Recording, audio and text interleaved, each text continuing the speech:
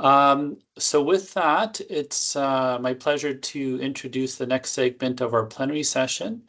We've invited Linda Hunter to come and speak about patient engagement in clinical trials. So it's not necessarily focused on rare disease per se, but it obviously touches rare disease. And so Linda is a person with lived experience, but she also has a long track record in healthcare as well. She's retired from being a healthcare leader and former chief nurse executive and worked in ICU as well, both locally here in Ottawa, but also nationally and internationally. She had a 40-year career in healthcare. And really what attracted our attention to invite her today is that she's involved with a network called the CANTRAIN network, which is an initiative funded by CIHR, the Canadian Institutes for Health Research. And really it's helped both patients and clinicians and investigators learn more about how to integrate persons with lived experience into research, how to involve them at all steps of research. And so it's something that I'm looking forward to hearing about because I am a clinician investigator. I don't have any specific training in this, so I'm really looking forward to hearing about this today.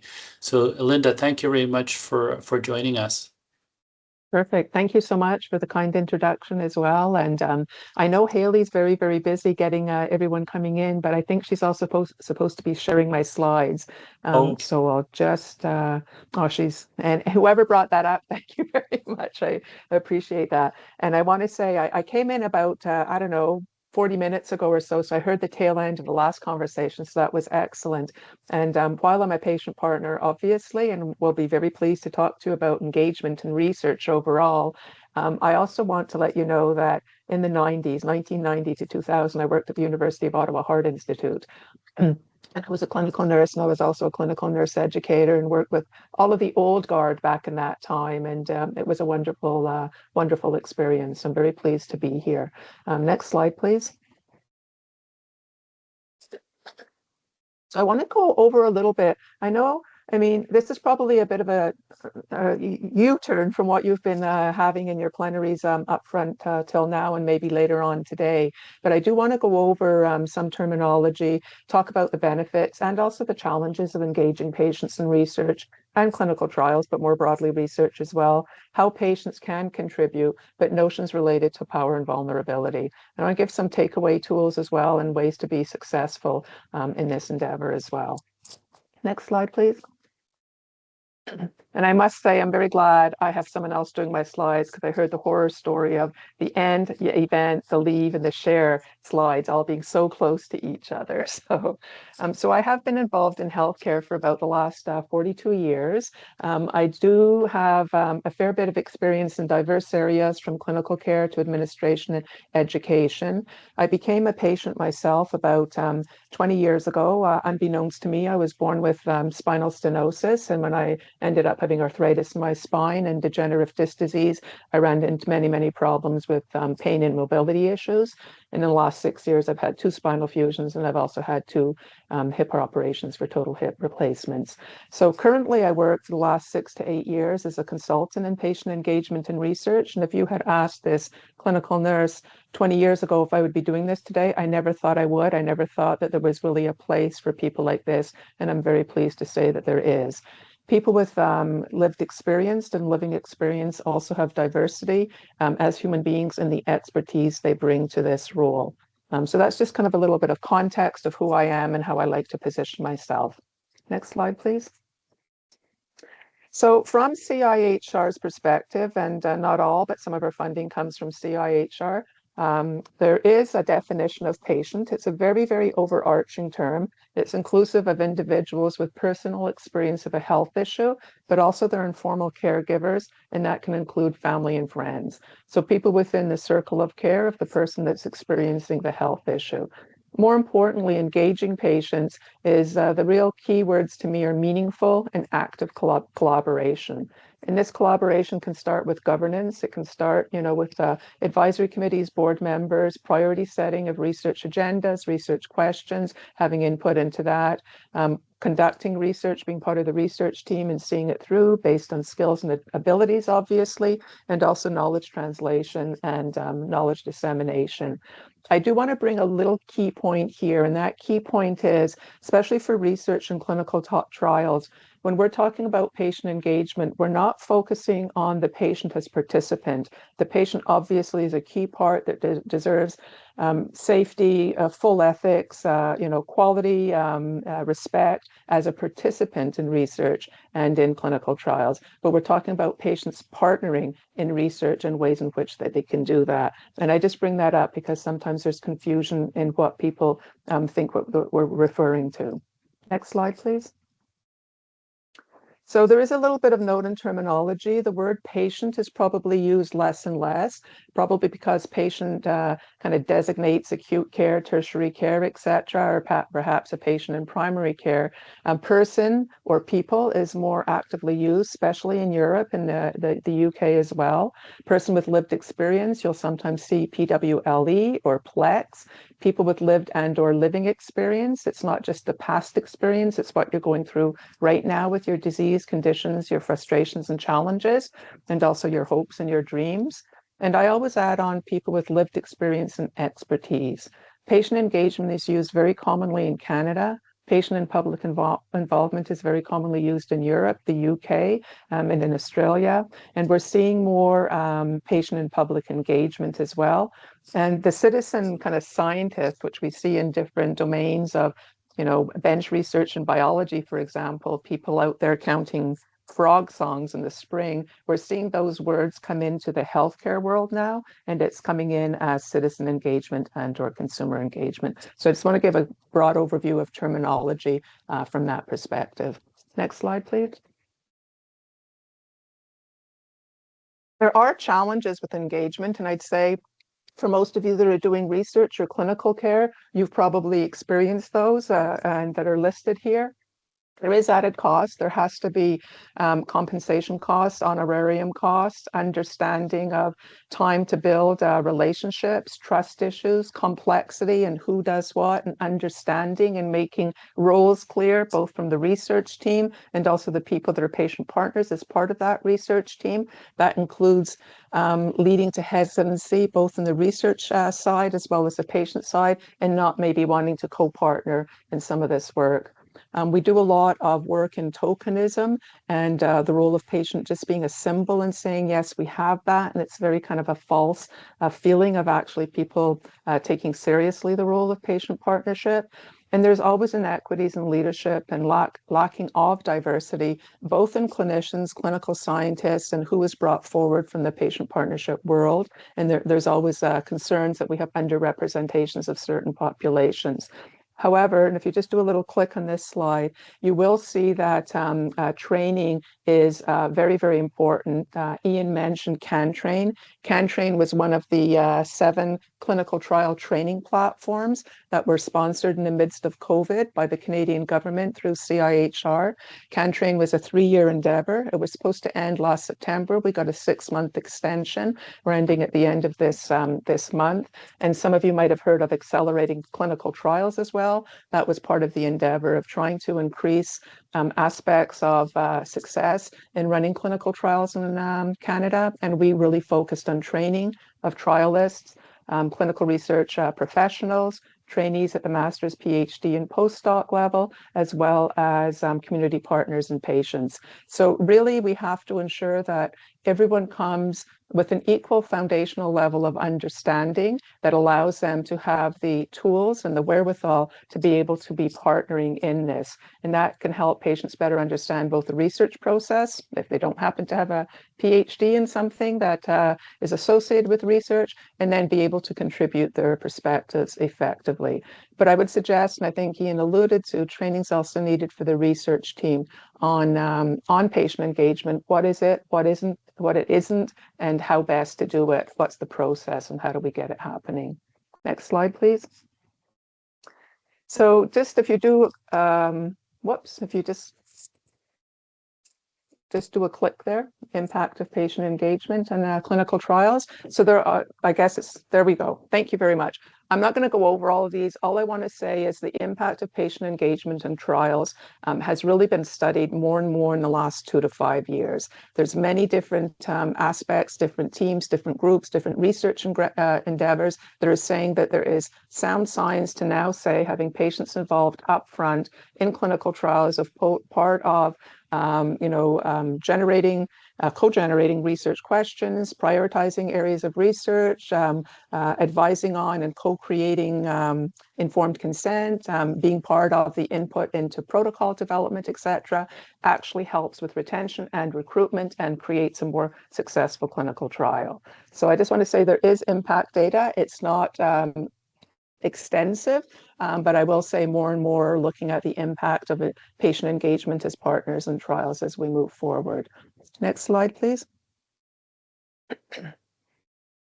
So that being said, many of you might know Dr. Dean Ferguson with OHRI, who looked at some aspects related to patient and family representation in randomized clinical trials published in medical and surgical journals, a recent systemic review. And of that, only 5% reported any patient engagement, and that's 7 out of 150 trials. And in another one's looking at prevalence of patient engagement in published trials, and people are sometimes quite surprised that patients can be co-authors in many diverse articles that are submitted to journals. That being said, there was only 23 trials identified. That was less than 1% of clinical trials engaging patients meaningfully and actively. So while we say it's a good thing, a lot of people want to do it. Maybe people don't quite know how to do it and need processes and standardization of methods of how to enact it, having patient engagement. We're still not being very successful in putting action into what we say is a good thing to do. Next slide, please. So you will have heard perhaps in September 2024, the World Health Organization put forward what's called the Global Clinical Trial Framework 2024. And from that, 9 action groups came out. And one of the action groups, action group number 2, which is chaired by Stuart Nichols from OHRI and Maria Dutart from UPATI in Europe, and of which I am a patient partner member, is to look at working in partnership with patients and communities in essence of co-partnering with clinical trials. And part of the guidance that they're putting forward, in which we're working on a metrics and evaluation framework by August of this year, is working in partnership with people and communities. If you just do another click, we'll see some of the other aspects related to what that is too. Patient and community engagement, making sure that that's done. So these are written into the guidelines, and training and mentoring, and making sure that the training is given both to community settings as well as research groups, as well as patient advocacy organizations and members of ethics committees. So there's a lot of work being done on this, and there's many, many signatories to the guidance for best practices for clinical trials that were produced by the WHO just over a year and a bit ago. Next slide, please. So how are patients involved and what do they do? Obviously, they can be involved in providing advice, guidance, and advisory committee through PFACs, Patient and Family Advisory Councils, and almost all hospitals in Canada. Patients do grant reviews with CIHR. They do education at the undergraduate level for medical students and other students in the allied health professions. There's many, many advocacy groups that work for all of us, and many research partners work closely with a lot of these patient organizations and patient advocacy groups.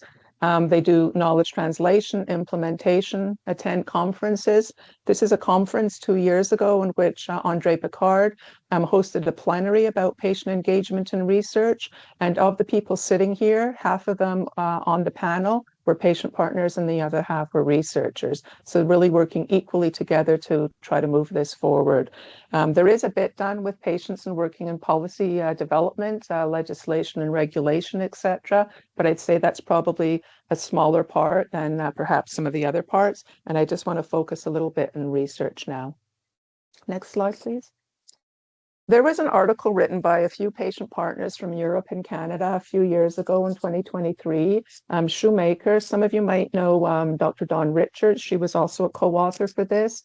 She's a patient partner that's quite well known in Canada as well. And they were really looking at when people define themselves as a patient after they have a disease kind of or condition diagnosis given to them, if they're going to get into working in the health stream and research, how do they go through that process? Is there a stage to it? And is there a way in which we can augment the fear, which is sometimes research teams thinking that just anyone can come forward, define themselves as a patient, and change the direction of research. And that's not what anyone's saying, and that's not what the story is. So usually when someone's diagnosed with disease, you're quite surprised, you might be a little bit traumatized, you might be a little bit hopeful, you might be very, very fearful. But as you go through that lived experience, you bring authenticity through your experience, but it's a fairly naive, personal lived experience, which isn't a negative thing, but that person as a patient partner is a very good representative to be part of a focus group or a survey.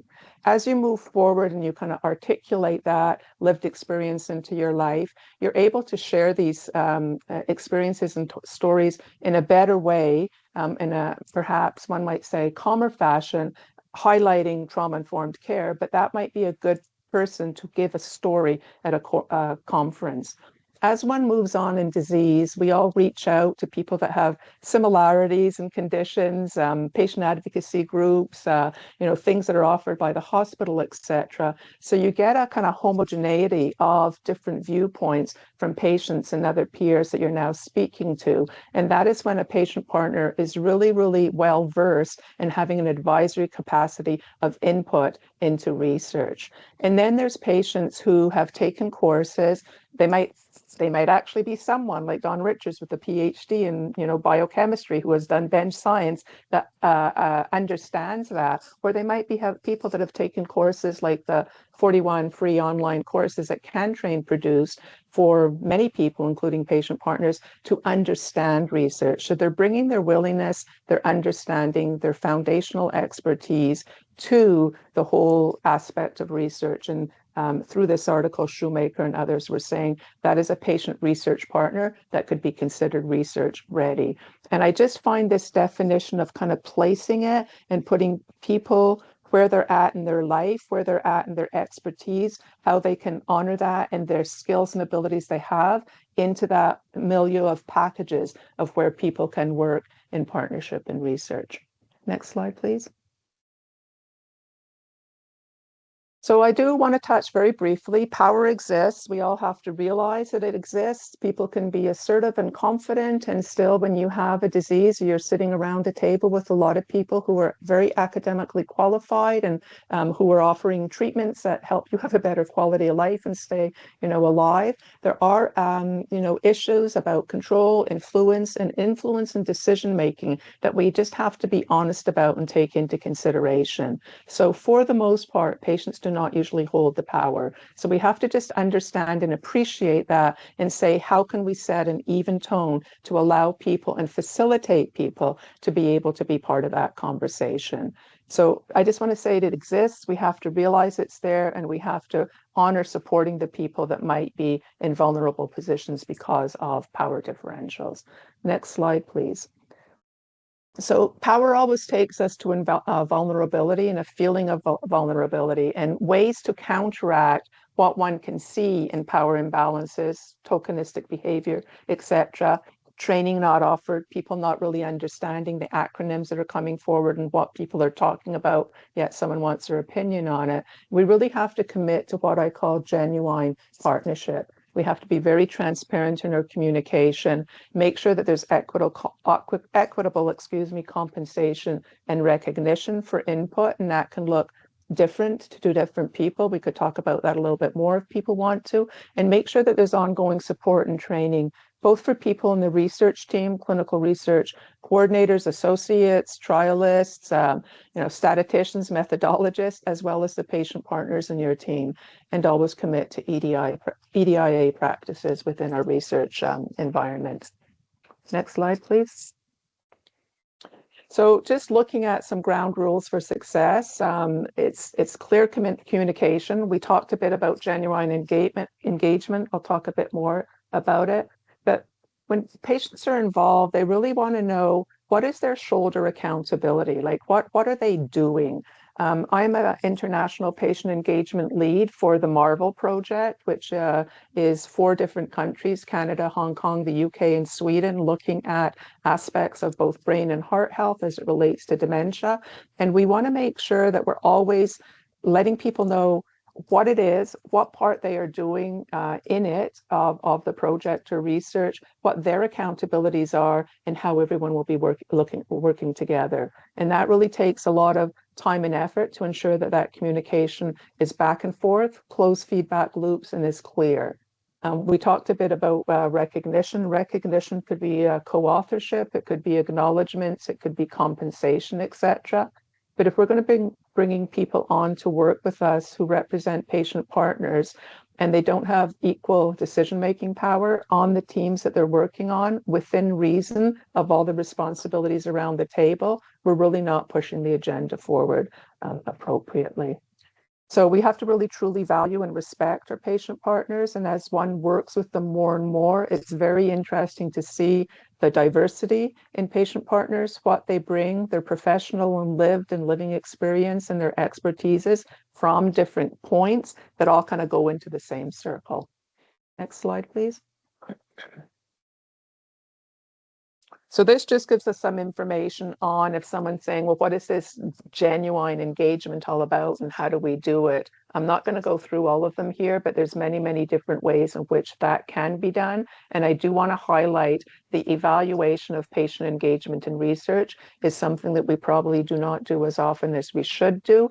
And I certainly bring forward in the research projects I'm involved in the necessity to evaluate the impact of patient engagement, but also evaluate the patient engagement itself, how it went. And there's many tools in which we can use to do that. Next slide, please. So you can support your patient partners through meeting times, breaks. I want to talk a little bit about pain and fatigue. Many patient partners live with chronic conditions. Some of them might be older, some of them might be younger. There's many that live with brain fog. A lot of them want to be off video and camera because listening and also intaking information and being intelligent as well as having your face shown is not comfortable for a lot of people. You know, one point of contact, ensuring that there's a feedback loop, closures, etc., and ensuring that there's executive support to actually do proper patient engagement and not just say we're doing it, but don't have a timely way and a process and a standardization of how to get it done. I work with an Ottawa-based institute, which many of you will have heard of, Briere Health. I work with their research institute as a patient engagement lead as well. And over the last year and a half, we've put together a roadmap.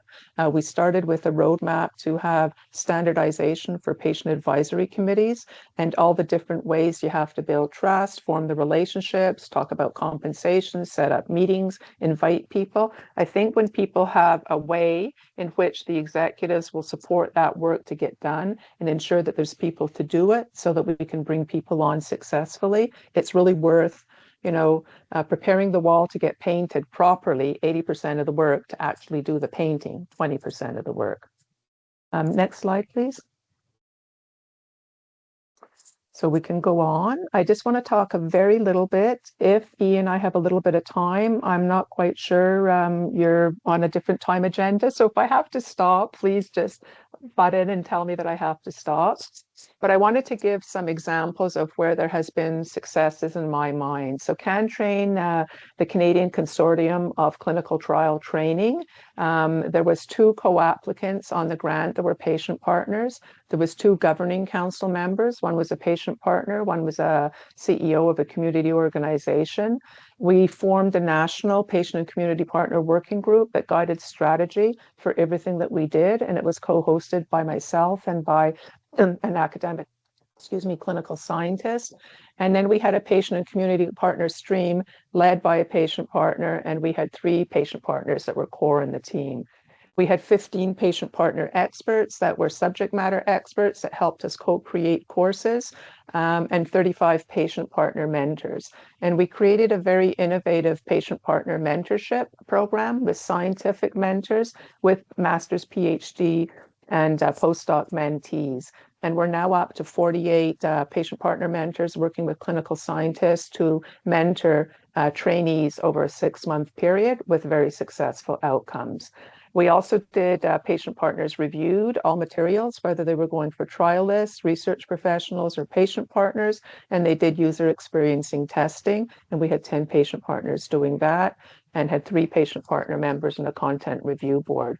So this just, I think, gives a picture of how diverse patient partnership can be. And I also want to honor that CANTRAIN paid every single person that was a patient partner by CIHR's guidelines, which are both available through Institute of Genetics and Institute of Musculoskeletal Health and Arthritis. Next slide, please. And this is just some of the training programs. Really, we don't have time to do that. We can go on to the next slide, but I will tell you that there's 41 courses that are online that are free that you can register for. They're in French and English. They're excellent. And CANTRAIN is looking at its legacy output products and how it's going to transition to different learning management systems if there's not success in the next month of getting continued funding for transition. At the Berea Research Institute, Dr. Amy Sue, who does a lot of work in working with patient partners in the long-term care world, healthy aging, risk calculators, etc. She had me join her group to help the team with being more successful in applications for grants that had patient partner elements and patient engagement elements to them. So within that research group, it's a research group within a research institute, we launched a team forum in patient engagement. We had different activities and lessons and case scenarios and studies, etc. And then we did a team-wide organization for capacity building. A lot of it was on training and chat groups. And we developed a roadmap for terms of reference, timelines, letters of invites, and templates to assist diverse projects in remuneration, in advisory committees, in REB applications as well. And then we co-developed a very draft, but moving forward, patient engagement framework and research. And now we have patient partner co-leads with a $1.2 million, Marvel project that is going forward with 4 countries. Next slide, please. And this is just a little bit of information on the multinational assessment of risk factors in vascular disease in elders with dementias. The dementia is using longitudinal cohort studies. So very, very interesting work. We just launched that about a month and a half ago. Next slide, please. Pearly Health is a very large, complex seniors village that includes continuing complex care, tenants living independently, as well as long-term care for both residents that are veterans and community members. And they involve residents and family caregivers and research. My mom happens to live for the last 5 years in Pearly Health with advanced dementia in its end stage. And I have been a family member as part of grant applications to CIHR. And we co-created excellent online framework about co-creating partnering for success, a guide to meaningful engagement of residents and caregivers in long-term care research, which, while maybe not applicable to your patient population necessarily, has very, very good framework aspects of how to work with patient partners in different aspects of research. And that's available for free online at their website. Next slide, please. And that's just an overall view. I won't get into it now, but it gives a really good information on how best to do those practices. Next slide, please.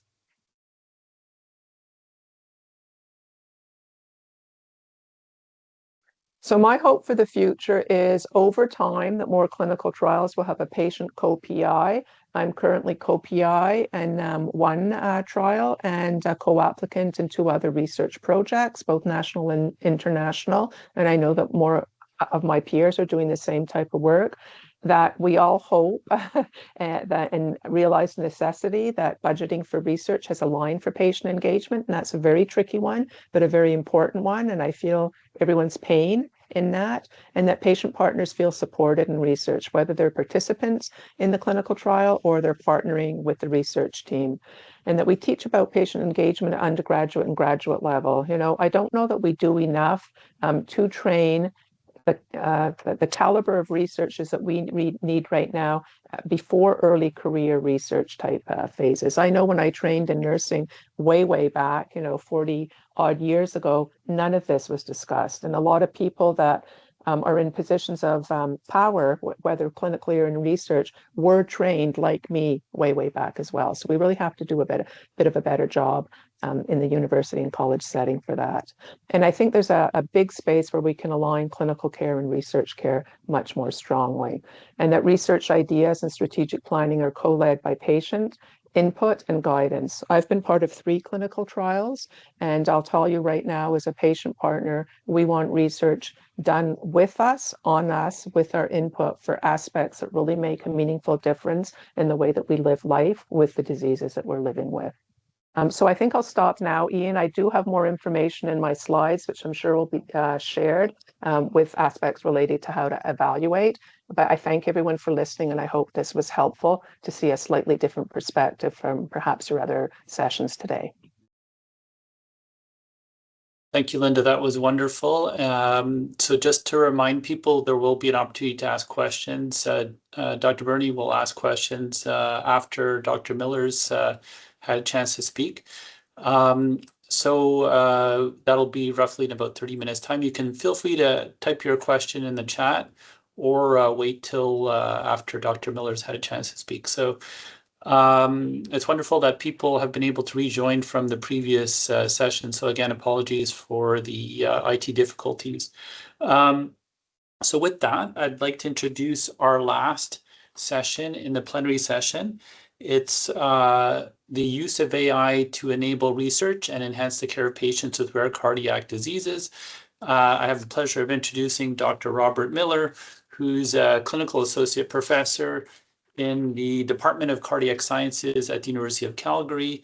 He's also the medical director for nuclear cardiology and cardiac CT. He, like myself, is a multimodality imager. He's interested in rare cardiac conditions. We've both are interested in cardiac amyloidosis, but I thought he's also written a wonderful article that you'll have to tell me, Rob, if it's come out yet or not, that he allowed me to participate in on use of AI to help enhance the care of all cardiac conditions, not just rare diseases. So I thought it would be great for him to give us his insights today. So thanks very much, Rob, for joining us. Yeah, and thanks for the great introduction. You guys can see the slides and you can hear me okay? Yes, yes.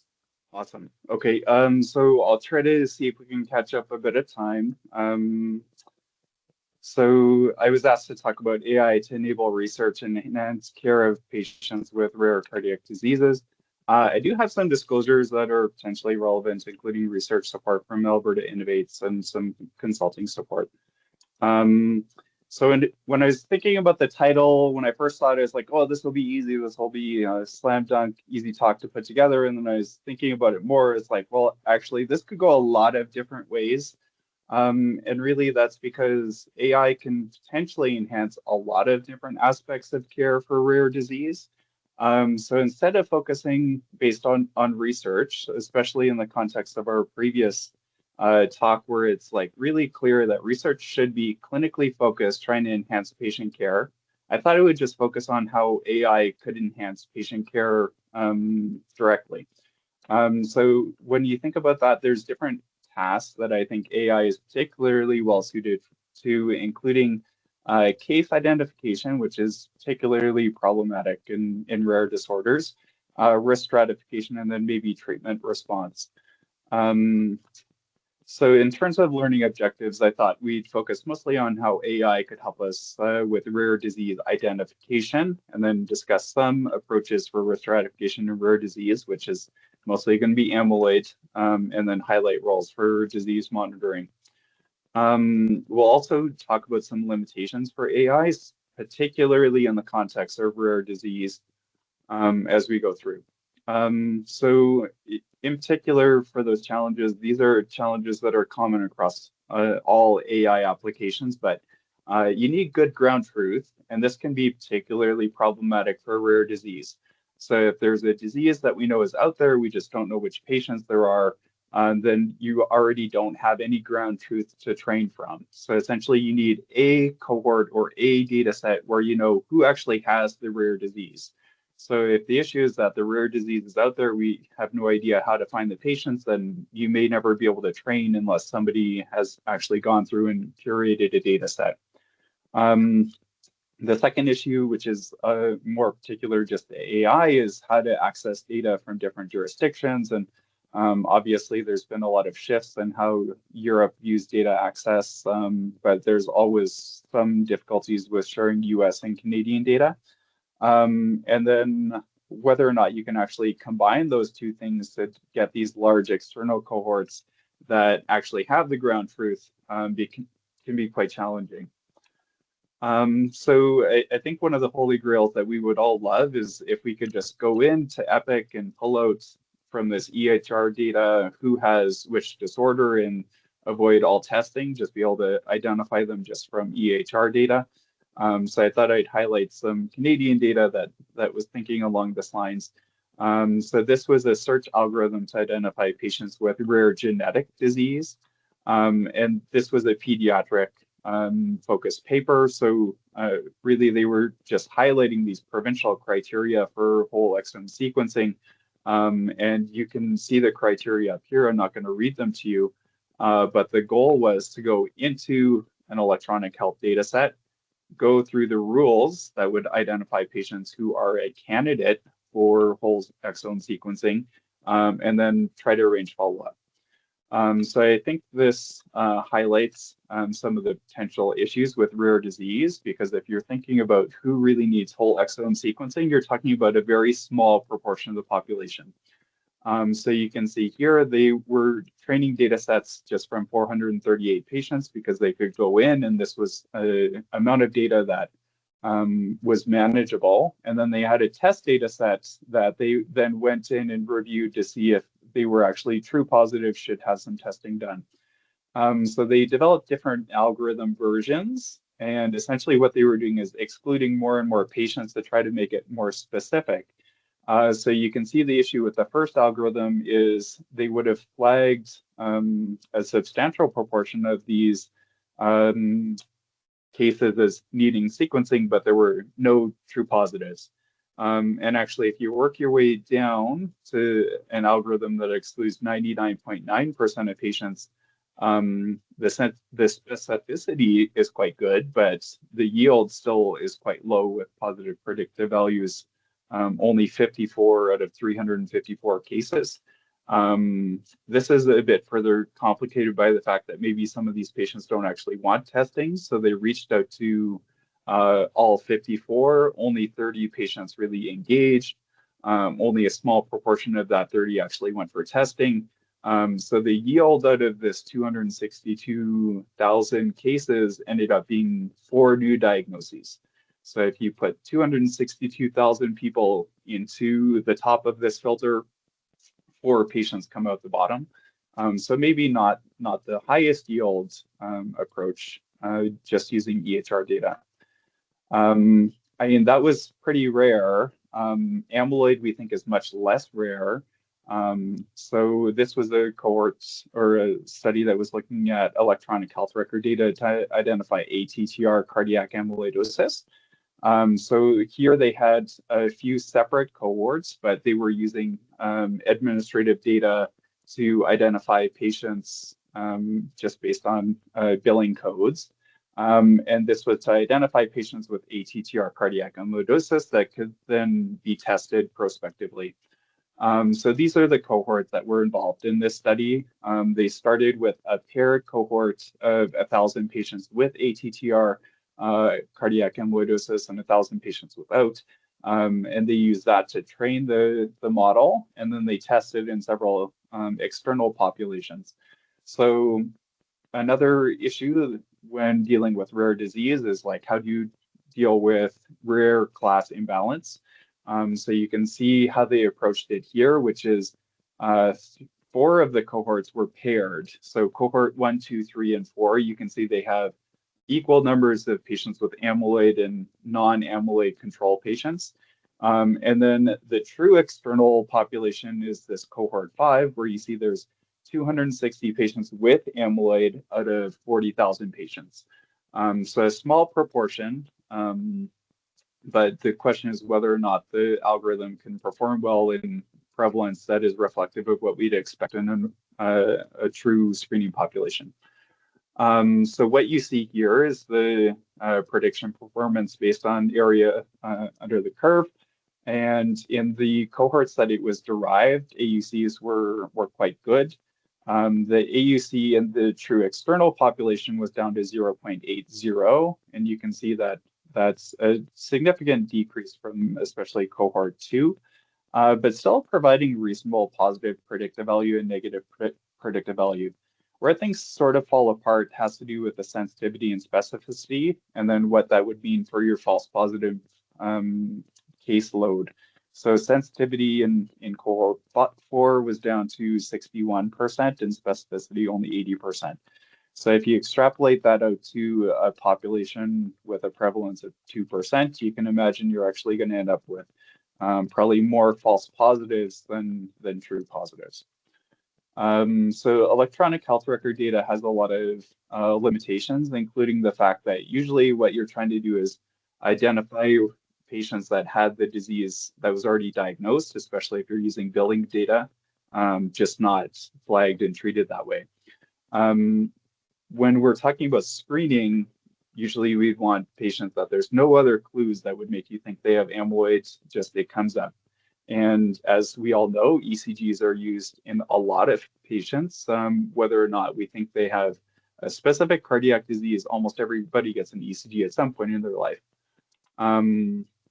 So in that context, there's been a lot of work with different ECG algorithms. I wanted to highlight this work because I think it was particularly well done and also provides a roadmap for how rare disease applications could be validated. So this was a deep learning model to identify patients with reduced LV ejection fraction. So that's certainly not a rare disease, but again, I think it provides a good model. So what they did is they developed their original model in a large internal data set and demonstrated excellent prediction performance for reduced LV ejection fraction. They then developed a software that could be marketed as software as a medical device and provided a road for implementation through development of IP and a product that could be purchased. And then they validated it in external populations and demonstrated, again, fairly good prediction performance with sensitivity 84%, specificity 84.5%. So as you can see here, the AUC in external populations was excellent. AUC is 0.92. But again, you get this issue with balancing false positives against true positives. So LV ejection fraction less than 40 is much more common than a lot of the rare diseases that will be discussed later today. But even within that, you can see that you end up with 2,000 false positives, so patients with flag for low EF that don't truly have low EF, as well as false negatives, patients that truly do have a low EF, where it was flagged as not. And the issue here is actually the balance between false positives and true positives means you get twice as many false positives as you would true positives. So this is where calibration becomes important. And honestly, prediction performance has to be excellent to avoid this issue. However, it maybe is not truly an issue because these patients that are false positives would end up getting additional investigations. And they asked the question of what happens actually with these patients that were false positives compared to true positives.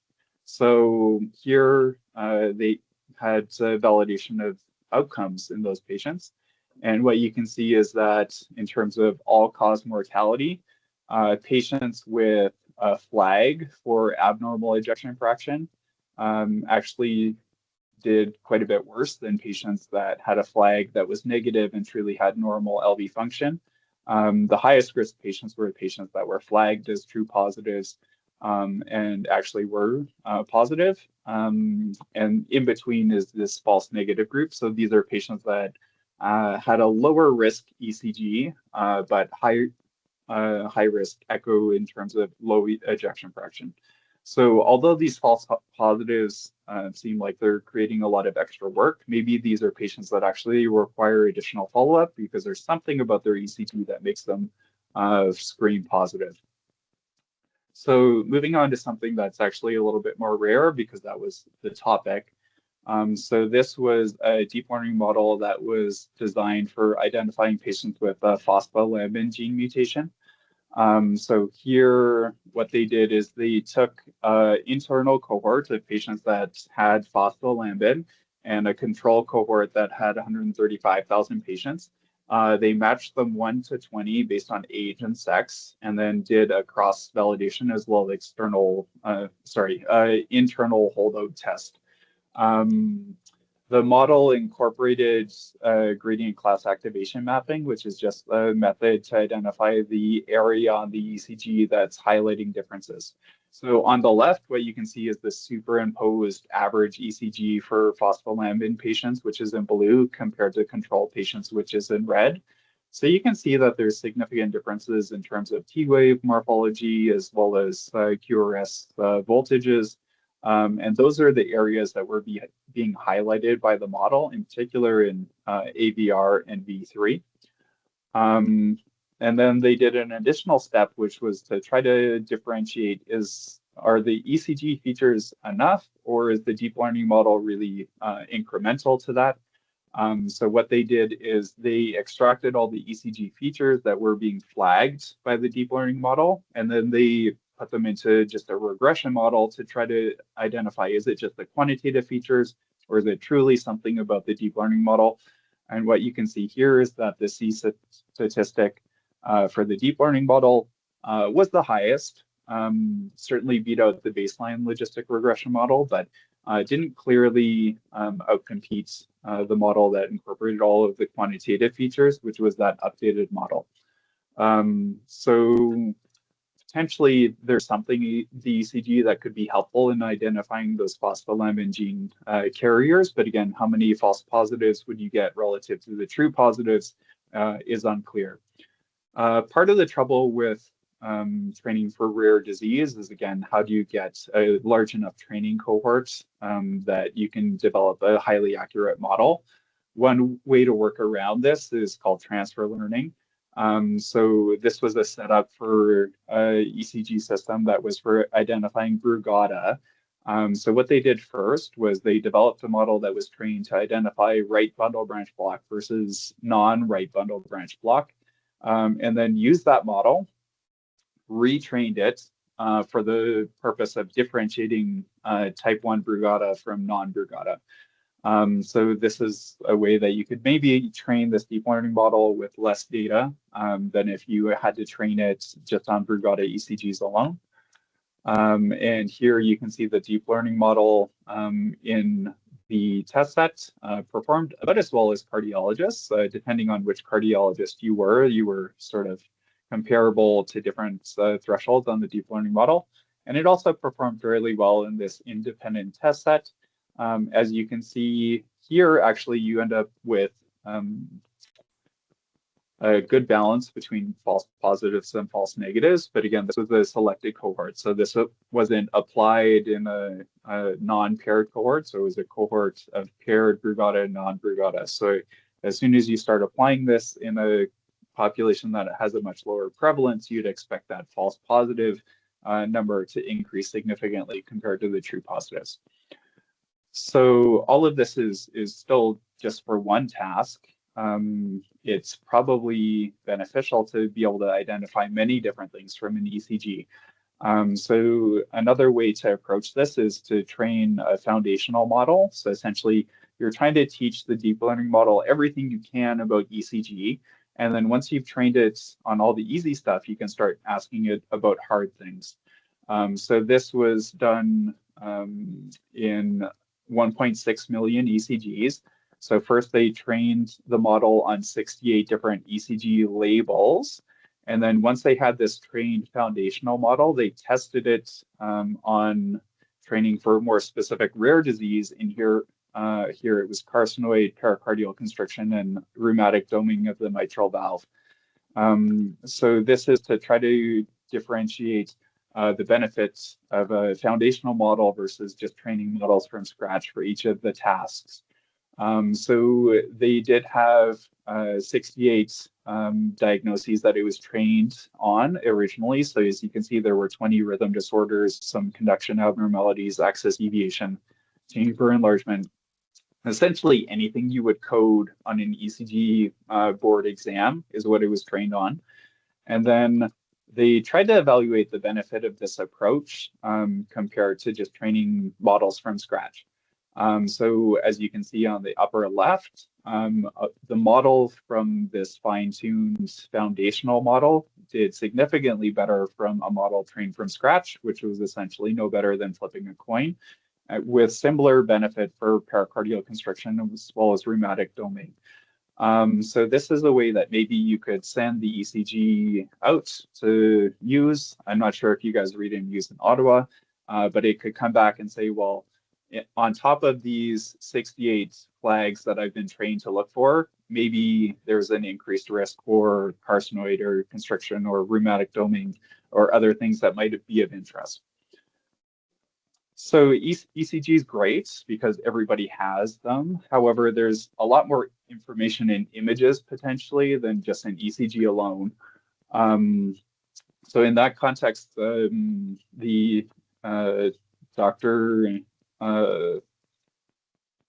Pascal has done excellent work in terms of addressing some of the barriers for image-specific data. So ECGs are relatively easy to de-identify, but images, the trouble is the demographics are actually embedded in the images in many ways, not just as a header, but it's actually within the image file. So within the DICOM, there's metadata that tells you patient data, patient numbers, who ordered the test, what the indication is.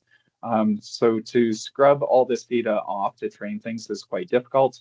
So to be able to train and test these models in a way that is going to be HIPAA compliant is quite challenging. And then ways to have this implemented in real time can also be quite challenging. So this PAX AI application is a way that you can get around many of these privacy concerns while also implementing things in a way that is workable and can be used real time. So I think that's a really important work and is certainly going to help development of future algorithms. Before we start getting too far into the rabbit hole of echo and other cardiac imaging, it's important to note that there are rare diseases that can be picked up on non-cardiac imaging. So one is cardiac amyloid. So this is a technetium pyrophosphate scan. As many of you know, we use this to identify patients with ATTR cardiac amyloidosis. But on a worldwide perspective, we actually do quite a few more bone scans just for things like fractures and do patients have metastatic disease, other reasons. So this was a study that was using whole body bone scans and trying to identify patients that might have abnormal planar uptake on their bone scans. So again, I think this was particularly well done in terms of the setup. So they used 9,000 patients from Austria to train the model, and then they externally tested it in 3 different countries that use different radio isotopes and had different patient populations, including one that was a true PYP referral for ATTR, as well as others that were bone scans for non-cardiac indications. So they also incorporated gradient class activation mapping to identify where on the image it's finding it.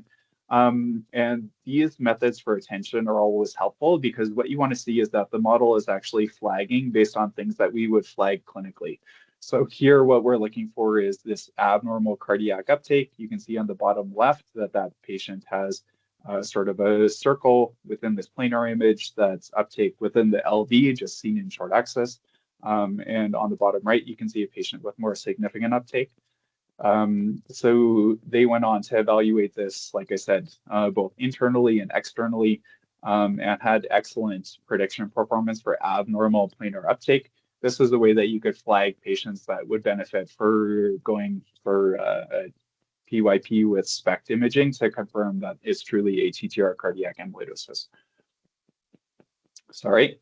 So now more into what cardiologists typically care about, which is echocardiogram. So lots of work has been done on echocardiogram to identify patients with rare cardiac disease. So this was a algorithm that was designed for identifying patients with an increased risk of cardiac amyloidosis. And you can see the patients that this was trained on. They did have an external validation cohort that was both AL as well as ATTR cardiac amyloid, as well as relevant confounders like HCM, LVH from hypertension, and patients without heart failure. You can see that the prediction performance was excellent.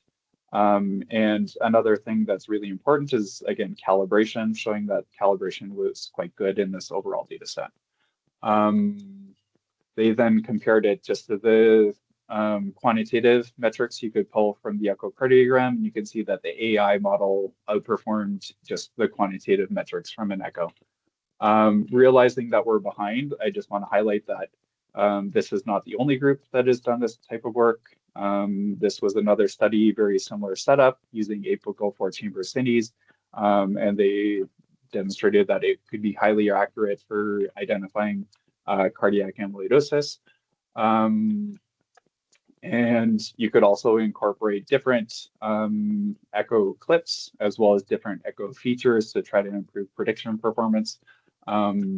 And these all work quite well for identifying cardiac amyloidosis. And many of these have been done with external testing.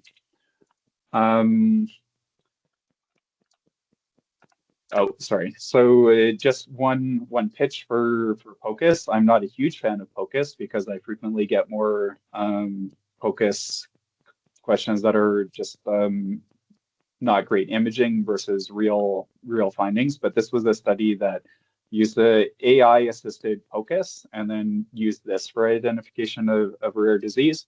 And here you can see that it had fairly good accuracy for identifying hypertrophic cardiomyopathy, ATTR cardiac amyloidosis, and severe aortic stenosis, just from these really low-quality POCUS pictures, but with some echo assistance in terms of getting good pictures. Or sorry, AI assistance in terms of getting good pictures. So shifting gears a little bit just to talk about disease quantification and risk stratification. So our group has done quite a bit of work with cardiac amyloidosis. So the backstory is all of our pyrophosphate scans are acquired with a CT that helps us identify where the uptake is within the heart. So for reasons that are not totally clear, patients with ATTR cardiac amyloidosis take up pyrophosphates in their myocardium. So what we did is we developed a method for sampling different regions of interest and used that to quantify studies. So how this looks is in panel A, you can see just a CT attenuation scan. In panel B, you can see we used a deep learning model to estimate where the cardiac chambers would be on that non-contrast scan. We then look at co-registered images. So in panel D, you can see the SPECT PYP images superimposed on the CT attenuation scan. And then panel D, you can see where the chambers line up over the uptake. So how this helps you is you can see, number one, that the uptake is within the myocardium, which is that white region of interest. And number two, you can then use these regions to quantify things in an automated basis. So this is the patient that has abnormal quantification, had ATTR. This is a patient that you can see the white actually nicely just highlights around the radiotracer because it's all in the blood pool. So this is a patient that quantified as a negative study and did not have ATTR. This approach has excellent prediction performance, so AUC of 0.99, which is as good as SPECT visual interpretation. We went on to show that this had independent prognostic utility. So here we looked at associations with cardiovascular death or heart failure hospitalization. And you can see that all of these various quantitative metrics were associated with increased risk as the values went up, with no real difference between any of them. Why is this important? Well, within the amyloid sphere, there's drugs that are available, and for a while all we had was transplant, and then all we had was tafamidis, and now we have other stabilizers and other silencers, and there's even a trial ongoing, or at least on hold right now, but with genetic manipulation to get rid of the TTR gene, and then there's depleters. So the question is, like, who should get what? How do you decide if it's working? So again, we've done some work on this, but just to highlight, we've all seen on serial studies that these patients had decreased PYP uptake over time. So this is the patient who was treated with tafamidis, and they had no events during follow-up, but you can see that there's quite a bit less uptake at the 12-month follow-up compared to baseline. They also had improvements in native T1, and decreases in CPA and VOI, which are quantitative metrics of cardiac amyloidosis. This is a patient who initially wasn't treated because of concerns about cognition, and you can see that their uptake increased, and although their quantitative metrics increased, they ended up being admitted for heart failure. So lots of different groups have looked at how to quantify this. This is out of the Brigham group. They have their favorite metrics for quantification, and they showed that they all tend to decrease over time. However, changes in longitudinal strain did not change over time in this cohort. So they concluded that these changes occur, but we're not sure what they mean because they didn't correlate all that well with echo. This is from that same Austrian group that did the screening paper I showed you before, but they independently developed this method for AI-based quantification of cardiac amyloid activity. They looked at 26 different AI-enabled markers of activity and showed that most of them decreased over time. Those decreases correlated with changes in NT-proBNP and heart failure. And NYHA status, and patients who had worsening volume of involvement of the RV were at significantly increased risk of heart failure hospitalization. So maybe you could quantify this and help identify patients that are high risk at baseline, but you could then continue to quantify it using AI to identify patients that might benefit from a change in therapy. We did a slightly larger cohort, so we looked at 85 patients. 74 were on therapy. We had CMR in a subset of these patients. So the changes we saw were these AI-based quantitative metrics of PYP uptake tended to decrease over time. We also saw a trend towards lower T1 and ECV on treatment, whereas off treatment, everything stayed about the same, but in a much smaller cohort. There was actually a trend towards worsening of all of the features. We actually found good correlation between the CMR changes and the PYP changes. And then we saw that an increasing PYP quantitative metrics were associated with an increased risk of these cardiovascular events, as well as ECV. So this is how you could move AI from just diagnosis to maybe quantifying disease burden to then helping guide therapy with these metrics. Like I said, I tried to play a bit of catch up as we went through today, but I think we've covered these 3 learning objectives. I know we're going to go into a question section. If we don't get to any of your questions, feel free to send me an email or a tweet. I'm happy to answer them that way. Excellent. Thanks, Rob. So we have a few minutes for questions. We're unfortunately with the IT difficulties, we're a little bit over time, but I can see there's a few questions in the chat. So maybe we'll take about 10 minutes for a question, and then we'll have about a 25-minute break until after the second session, start the sub-conference sessions. So there were some questions I saw. There's a question from Dr. Burney. Linda, I'm not sure if you saw it, but it says his question relates to CIHR guidelines. are there any sort of guidelines from CHR on how to go about patient engagement related to RCT clinical trial applications? Yeah, no, I did see it. Thank you very much, Ian. And Rob, thanks for your talk too. That was excellent. So David, I would say that CIHR is more general in its applications for information about patient engagement. I am not an expert in all the institutes, but I belong to the Institute of Musculoskeletal Health and Arthritis as an Institute Advisory Board member for 4 years. And I find that EMHA and Genetics, Institute of Genetics, have the best information. While that has been said, there's not really specific down to if you're doing an RCT application. I presume you're talking about applications for grants. How do you best bring patient, engagement into that grant? And that's a brilliant question. So I'd like to say actually to send you in a few different places. Number one, CANTRAIN has information on that, and there are 41 different courses on how to do it. I would say another place to look at it, even if your randomized control trial is not about cancer, the cancer groups and cancer organizations seem to be a little bit more ahead of some of the other research partners.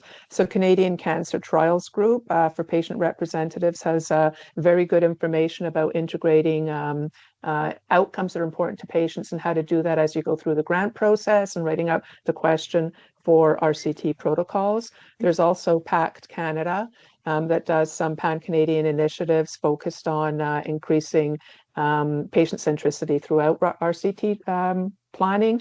I would also say accelerating clinical trials. That's what we've been doing for the last 3 years. Although they haven't been focused on training, they've been setting up standardization and guidelines and how best to get this. And they have a very prominent patient engagement group of people that have been working at it in partnership, including because they focus very much on randomized clinical trials. And if you haven't looked also, I would suggest Clinical Trials Ontario has some good information in their patient engagement parts. Dr. Don Richards is the patient engagement lead there, and also N2 Canada. N2 Canada has a lot on patient and public engagement, and I'd be more than willing, if you got in touch with me, to send you on some of this information about how best to do this. I'll just finish by saying that many research institutes across Canada, not many, some research institutes across Canada are starting to see the necessity of having their own standardized templates on how to do this. And although Briere and the research part that I work in does not do randomized control trials, we are looking at template standardization and how to do all this, from discussing questions, prioritization, doing the grant application, writing into it, and moving forward with aspects related to whatever it is that you're doing and how you can have patient engagement. So I hope that in a roundabout way at least answers part of your question, David. Welcome. Maybe as a follow-up to that question, Linda, so let's say someone like myself has done the training about how to properly involve patients and engage patients. So, where do we go to find these patients? So, and I'll tell you my own experience. At the Heart Institute, we're fortunate to have a patient engagement officer who can help us connect with locally with patients who have an interest. But then, let's say we're doing a national study or international study. Are there, there potentially are national organizations, I know there are, that have patients with rare disease who are interested to be involved in research. Is social media, do you think, a reasonable platform to reach out to patients as well? So that's a brilliant question, Ian, and it's one I get a lot, and one that we pose a lot too. I mean, wouldn't God exist if there was a wonderful registry where patients that are interested in research trials can go and find them? That is actually a good one. And then that the researchers interested in working with patient partners can go and find that. So there are some starting to build up that within individual disease kind of areas. Maureen Smith, from her perspective as a patient engagement expert who also lives with rare diseases, does a lot of work and is starting to do some national kind of putting that together. But you mentioned social media. I will say in my 40 years existence in health overall, and then in my 20 years existence as a patient partner, the best way to reach out to patient partners sometimes is through social media. So there's a lot of active engagement in social media and LinkedIn, some active engagement in other platforms as well, but not as much as LinkedIn, I would suggest. But another really, really good way is to, a few good ways is to have relationships, which I'm sure you do through advocacy groups and patient disease specific organizations. But there's disease specific organizations that are quite small, and then there's some that are quite large and quite well resourced and quite powerful in what they do. They tend to know who the people are, so to speak. But I would suggest, and I think I've met with your Heart Institute patient engagement lead in the past, and that is a really, really good thing. But I would also suggest that people then start in their research teams having these relationships and then getting the list, and they eventually have a list of network contacts that they can go through. Almost anything and everything I've been involved in as a patient engagement leader, as a patient partner over the last 6 to 8 years has been by networking contacts and by someone saying, oh, did you know of? So it's not perfect right now, but the way to do it is really reach out to patient advocacy group, patient disease organizations, use social media, particularly LinkedIn, and start building a network within the domain area of where people are. But the more research teams that have a patient partner on their research team, the more that they can help the team do that from the upfront and get-go. Because patient partners, like any of us, do not like to have something presented as a decision-making, look at this, and it's really an end stage, almost finalized template of something, and can you please look at it? So if we can have people up front and get them in through those means. Hope that answers it a bit, Ian. Yeah, no, that's wonderful. I agree with your comments about social media. I just find it's a great way to engage patients and patient groups. That's what I'm learning. Yeah. So I have a question for Rob.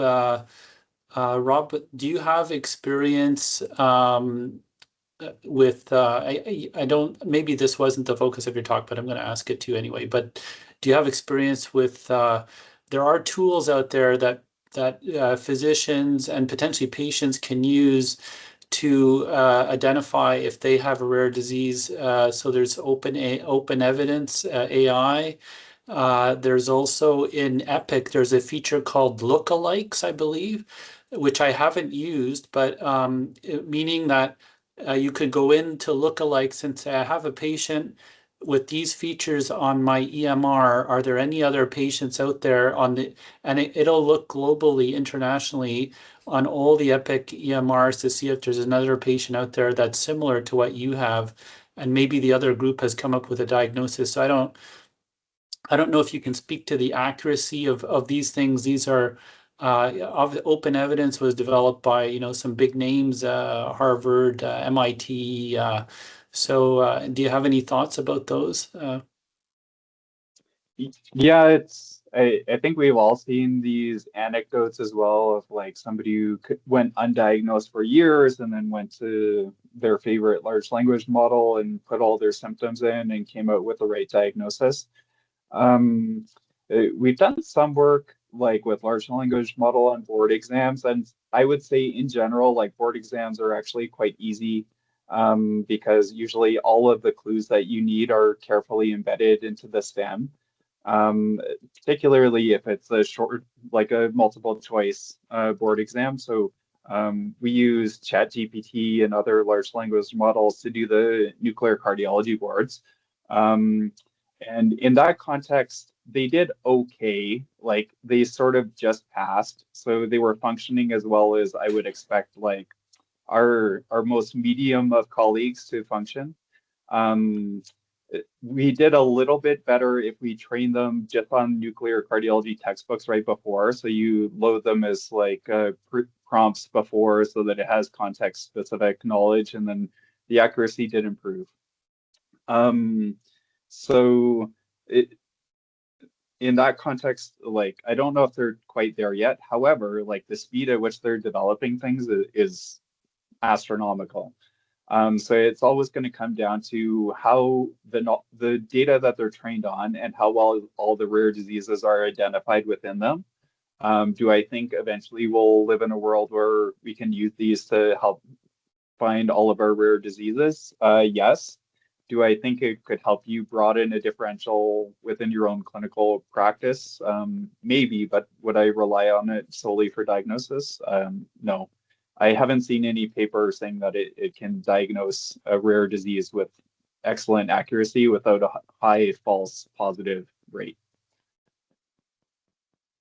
Great. And maybe one last question, Linda. Someone is persistently asking in the chat. Oh, you've answered the question. Okay. Answered the question in the chat, Okay. and please feel free to reach out to me. We're taking that consideration into the Harvard MRCT Joint Task Force clinical guidelines for clinical trials, and putting patient engagement and patient partnership. And we'll be launching the update of that. And it answers that question, because that is, but you know, honest to goodness, we all have aspects related to being objective or not, conscious and unconscious biases. So it is similar in ways to other members of the team, but obviously it's more nuanced when you're a patient partner that lives with the disease. But there's absolutely ways in which to do that, and that includes training and support as well. Thank you. Yeah, I agree 100%. I think, you know, everyone has biases involved in the research team, and it's just important to have training with regards to that to try to mitigate as much as possible our biases. Okay, so with that, I will close the plenary session. So we're going to take a 25-minute break, and then we'll be starting the next set of sessions. So again, thank you very much to our speakers for the plenary session. Thanks, Linda and